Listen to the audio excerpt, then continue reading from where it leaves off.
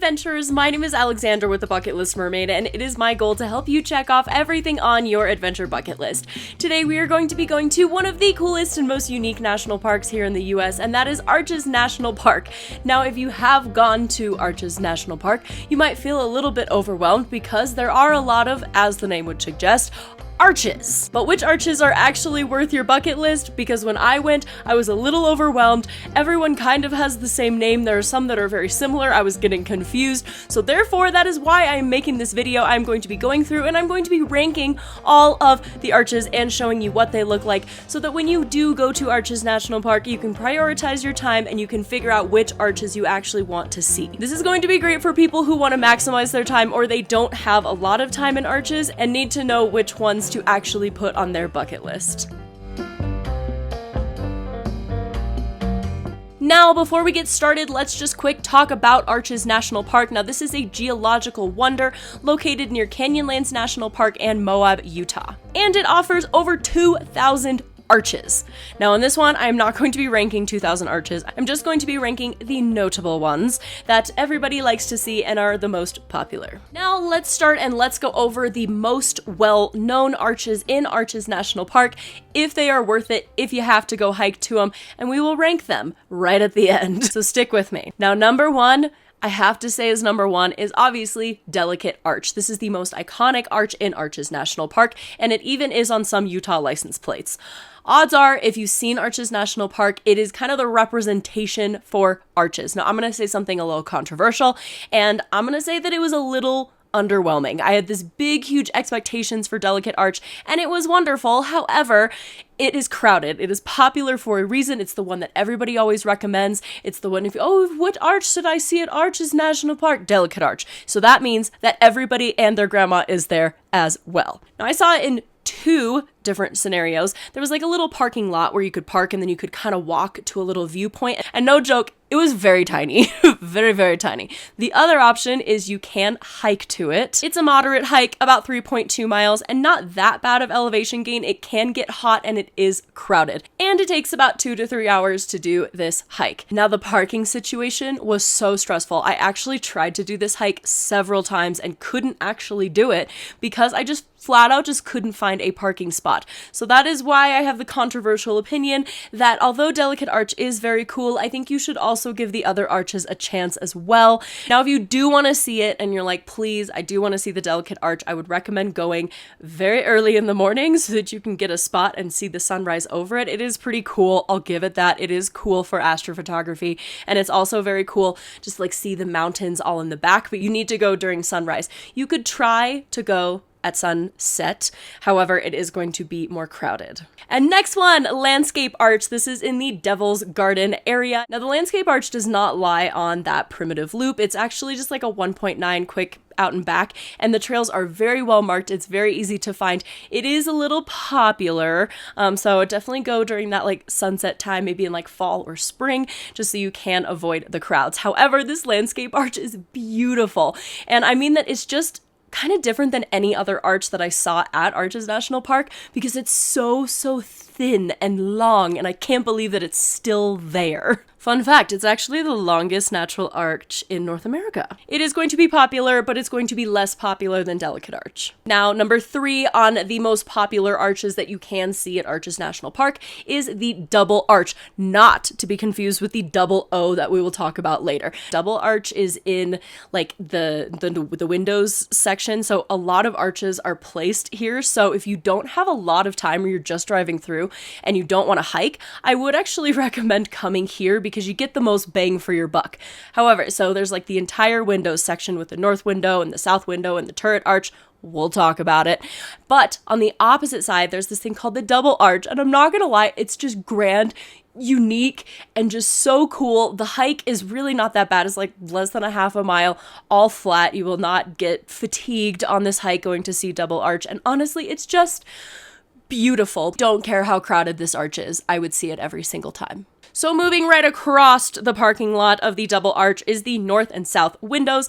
These are very beautiful. I must admit, they were a little underwhelming just compared to the other arches that I was seeing in the area, especially, compared to the double arch. They were a little crowded. It does require some hiking, so please keep that in mind. It's about a mile out and back, so it's really not that bad. However, I went midday and it was so hot. Like, I was literally sweating, and I was like, I can see why people in summer really struggle with this trail because there's just no shade whatsoever. Now, if you are at the north window, just a little bonus tip here, if you are into photography, there's some pretty epic shots that you can get of the turret arch, which is right across from it, and you can actually frame the turret arch within the north window. If you see any postcards of the turret arch, most likely it has been photographed through that north window. And then you can go to the south arch, which is pretty cool. As I said, it's a little underwhelming because I didn't really think it was super unique. However, if you're in the area anyway, I would see it. Then you go to the turret arch, and the turret arch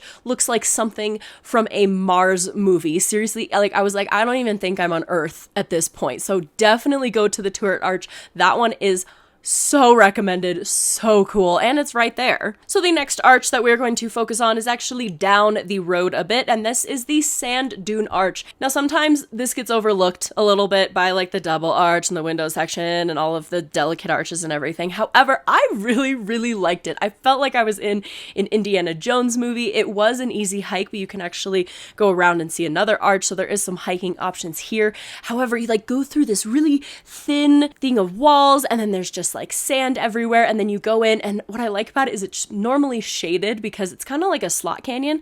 So you have these towering stone walls going up on either side of you. And funny story, I actually went here and I missed the arch the first time. So you actually have to keep going because I was like, oh, this is so cool, this is so fun, and then I just left. But I went back. I actually went to the Sand Dune Arch. I got a really epic mermaid picture here. It's not as like open as the other arches. Like double arches is just huge and it's open and it's beautiful, but this one is a little bit more secluded. I did read on the pamphlet that it's really popular with families because it's basically a giant sandbox.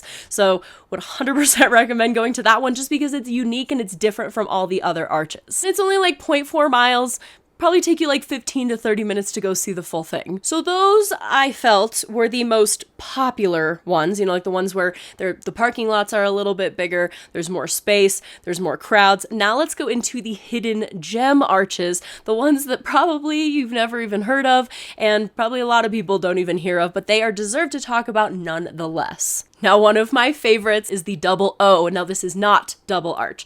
Double Arch is very accessible, not a lot of hiking. It's right there in that main parking lot area.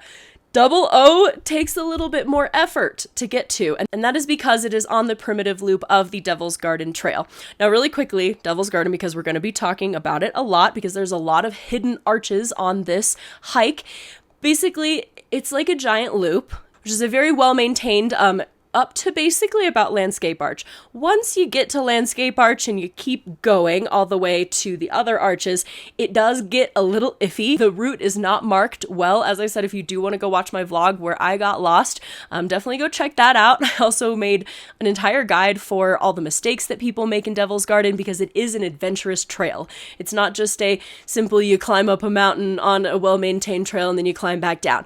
It is adventurous, it is fun. You might have to do some navigating skills, but it is so worth it. Because since it's harder, not a lot of people do it. There's some pretty steep drop-offs, some places where I actually had to get in the water and sand. So just keep this in mind that this is an adventure trail, but it was hands down my favorite place in Arches National Park. And that brings me to Double O. So if you go to that Landscape Arch and then you keep going to that more adventurous side, you will hit Double O. Now this is a beautiful arch. It was a little tricky getting down there. So I actually photographed it from above and then below, but it's basically these two arches stacked on top of each other, and it's so cool. If you were just to go the entire hike out and then you turned around back, would be around 4.2 miles, and it is considered strenuous. I would recommend it for experienced hikers, and it would probably take you from about 2 to 4 hours. Now on the way to Double O, in between Double O and Landscape, if we're thinking about this logically, so you got landscape and then you keep going, trail gets a little iffy, there are two arches that you can actually see in between Double O and landscape, and those are Partition and Navajo. Now the Partition, if you were to just go to the Partition and back, it would be about 2.9 miles and about 2 to 3 hours. Now this one I would actually recommend. I was the only one here. I had like 2 hiking buddies that I had met along the way, but there was no one here. I could literally look through the Partition arch and see the entire thing of Arches National Park and the entire valley being illuminated by the sun coming up. It was absolutely stunning. If you are on the Devil's Garden Loop, go during sunrise. You will not regret it. It's beautiful. It's less crowded. It's more of a hidden gem. And my jaw just dropped to the floor, truly. Now, if you were to keep going on the little spur, because both the Partition and the Navajo, you do have to detour a little bit off of the main Devil's Garden Loop. You can also go to the Navajo Arch, and I did like this one because it's very easy to walk underneath of it. Again, not very crowded, not a lot of people there. And it was just interesting. It was like wide, and then you could walk to the other side of it. So again, just a very unique one that I would go to if you are in the area anyway. So now that you've gone to those little spurs, maybe you do go to Double O. Now after Double O, that's where it gets extra saucy. And that is because that's when the Primitive Trail starts. So the Primitive Trail starts right after Double O, and then you basically go and you have to navigate through all of these like sandstone fins. There's hardly any route markers. It is considered very strenuous, very difficult hiking. People have gotten lost. It's very hard to know where you're going. I wouldn't really say that it's like cardio strenuous, but you definitely have to be very purposeful with where you put your feet. And all of this is not meant to scare you away, because this is stunning. And because it is borderline backcountry and a little difficult, not a lot of people are there. And by that, I mean, I think I saw like 3 other hikers, and that was it. So one of the arches that you can get to on the Primitive Trail is called the Private Arch, and man, it is private for a reason. I mean, compared to like Delicate Arch or Landscape Arch, this was amazing. I literally sat here for about 45 minutes and did not see another person ever. Like it was just me alone in the middle of nowhere, Arches National Park, just eating some beef jerky at this private arch.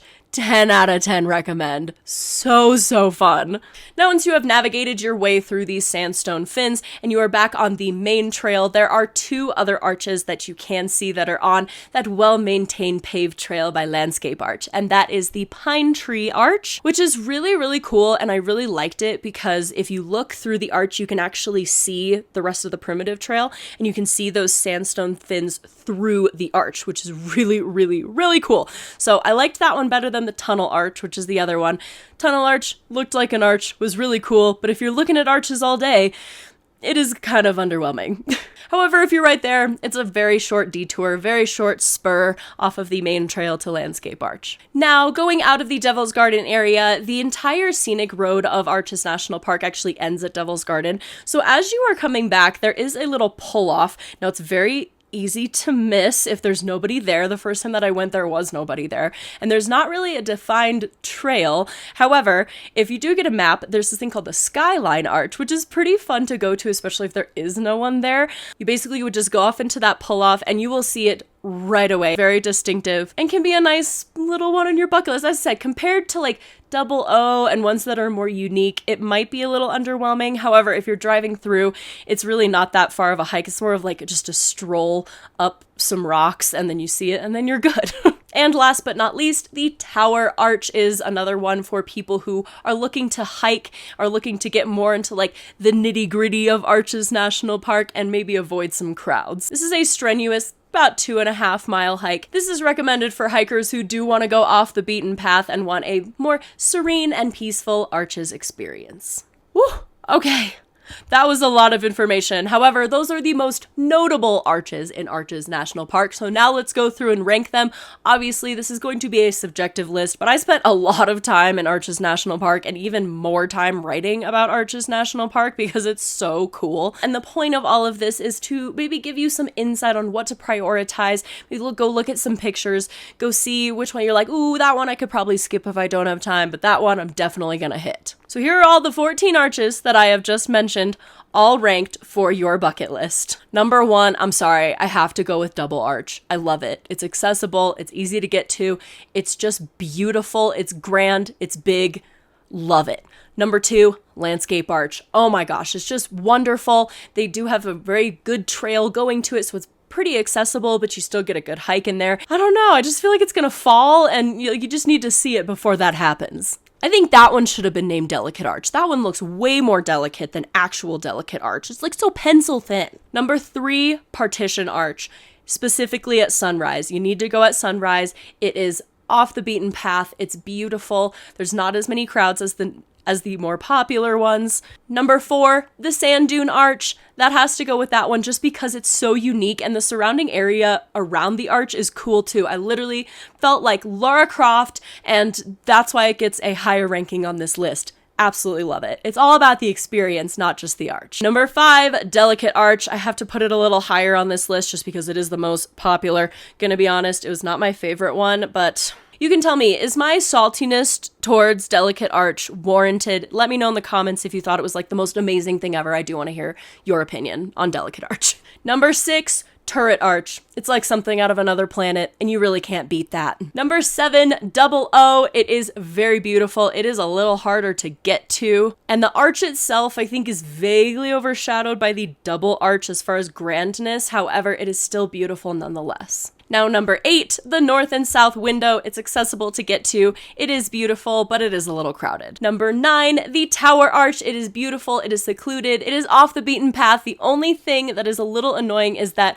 you have to go through this whole hike and you basically just get to see one arch, where if you were to go to Devil's Garden and do the entire 8-mile loop, you'd get to see so many arches. Now, number 10, Private Arch. I really did like the Private Arch because it was private. However, the arch itself is a little underwhelming compared to the others. And it's also a little hard getting there. I actually ended up going the wrong way and then having to scramble on a rock and then slide down. It was a whole ordeal. I got lost so many times. It was a little embarrassing. Get it together, Alex. Get it together. Now, number 11, the Navajo Arch. I really did like how you could walk underneath of the Navajo Arch, and I think it was really cool. It just was not as grand and huge and otherworldly than other arches in the park. Now, 12, the Pine Tree Arch. I did like how you could see the fins in the background, through the arch is really cool, but the arch itself, it can get a little crowded because it is on that well-maintained trail right by Landscape Arch, and it is cool. It's just the other ones are just more unique and grand. Now, 13, the Skyline Arch. Overall, it's a pretty standard arch. I really liked it. However, it can get a little stressful when there is no parking because it's just the side off. As I said, I went once and there was nobody, and I went the second time and everybody was there. So that did make it a wee bit stressful. I would do that for the Double Arch, but I don't know if I'd do that for the Skyline Arch. And then number 14, the Tunnel Arch. As I said, it's beautiful. If it were anywhere else, it would just be stunning and you'd be in awe. However, just after looking at all of these gorgeous and unique arches, it just is a little underwhelming. It's the middle child of the arches. Sorry. Now, if you are looking for a more specific itinerary and more in depth than what I just did, I do have an entire blog post, and that is on my blog post, which I will link. Definitely go check it out to get more itinerary recommendations and choose which arches you want to go check off your bucket list. On that blog post, I also talk about things that aren't arches that you can go see that are equally as cool as the arches themselves. So if you are going to Arches National Park, I've written literally so many articles about this. I should be a ranger at this point. Just really into the arches. Well, thank you guys so much for watching my ranking of all the notable arches in Arches National Park. If you did like this content, it would mean the world to this traveling and adventuring mermaid if you could just hit that subscribe button so that you can stay up to date on all of the adventurous content and see how I can help you further check off that bucket list. I would also love for you to give your opinion on your ranking of the arches, because it is very subjective. Beauty is in the eye of the beholder, and this entire place is beautiful, so it's really hard to rank it. However, put your ranking in the comments. I want to see what you have, or at least your top 3. What are your top 3 arches in Arches National Park? I want to know. Thank you guys so much for watching. Until next time, stay adventurous.